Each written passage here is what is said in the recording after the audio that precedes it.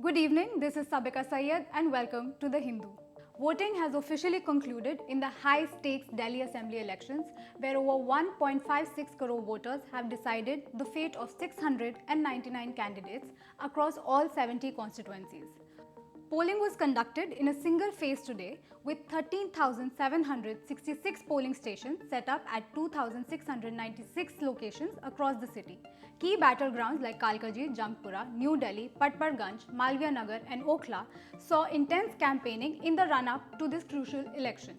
As of 5 pm today, according to Delhi's Chief Electoral Office, Delhi reported a voter turnout of 57.7%. In comparison, the 2020 Assembly elections saw 62.59% turnout, while in 2015 it was even higher at 67.47%. Among constituencies, Mustafabad recorded the highest turnout at 66.68%, whereas Karol Bagh has seen the lowest at just 47.5%. Meanwhile, Delhi Cantonment, which has historically witnessed low voter participation, has shown an improvement this year, registering a 57% turnout. The polling day has not been without its share of tensions. AAP MP Raghav Chadha has accused security personnel of blocking relieving polling agents from entering some stations, hindering their ability to monitor the process.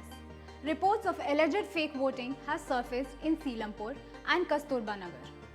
In Seelampur, a BJP leader claimed that individuals in burqas were casting fraudulent votes, though police have denied these allegations.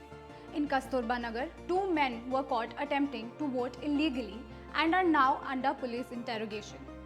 AAP candidate from Greater Kailash, Saurabh Bhardwaj, has claimed that voters in Chirag Delhi were being stopped from casting their ballots. Senior AAP leader Manish Sisodia alleged that money was being distributed in Jangpura to influence voters.